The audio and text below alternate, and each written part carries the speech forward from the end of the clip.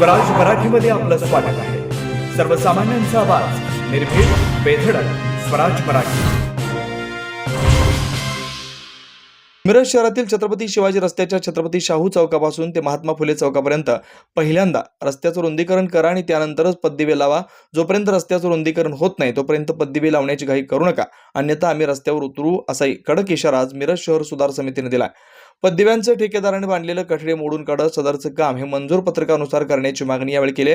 सांगलीचे खासदार विशाल पाटील, राष्ट्रीय प्राधिकरणाचे अधिकारी, महापालिकेचे अधिकारी व मिरज शहर सुधार समितीचे पदाधिकारी यांची संयुक्तिक बैठक होऊन चक्क 4 महिने झाले तरी एकाही निर्णयाची अंमलबजावणी झाली नसल्याची खंत व्यक्त करत सुधार समितीचे कार्यकर्ते चांगलेच आक्रमक झाल्याचं पाहायला मिळत आहे।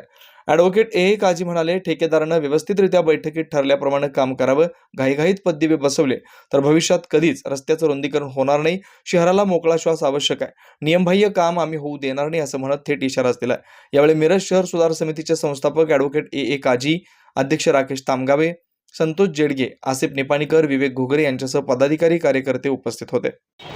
छत्रपती शिवाजी महाराज रस्त्यासंदर्भात हा रस्ता अंदाजपत्रकाप्रमाणे 22 मीटर होण्यासाठी मिरज सुधार समिती कायम आग्रही आहे। या आमच्या मिरज सुधार समितीची मागणीची दखल घेऊन शाहू चौकापासून ते मंगल कार्यालयापर्यंत रस्त्याच्या मध्यभागी पददिवे बसवण्यात आलेला आहे। पण शाहू चौकापासून ते महात्मा फुले चौकापर्यंत रस्त्याच्या मध्यभागी पददिवे न बसवता ते रस्त्याचे शेजार बसवण्याचा प्रयत्न सुरू आहे। जर अशा पद्धतीने शेजारी जर पददिवे बसवले तर या संदर्भात अतिशय रुंदीकरणाचं काम पूर्ण रखडणार आहे। त्याचबरोबर या रस्त्यावर परत मोठ्या प्रमाणात अतिक्रमण होणार आहेत। या संदर्भात आज आम्ही मिरज सुधार समितीच्या कार्यकर्त्यांनी रस्त्याचं काम बंद पाडलेलं आहे। पुढचं जे काम पददिवे बसवण्याचं काम आम्ही थांबवलेलं आहे आणि राष्ट्रीय महामार्ग प्राधिकरण आणि महापालिका अधिकाऱ्यांना आम्ही विनंती केली आहे की या रस्त्याच्या रुंदीकरणानंतरच या रस्त्याच्या मध्यभागी हे पददिवे बसवण्याची आम्ही मागणी केलेली आहे। जर अशा पद्धतीने आमच्या मागणीची दखल घेतली नाही तर मिरज सुधार समिती कार्यकर्ते रस्त्यावर उतरल्याशिवाय राहणार नाही।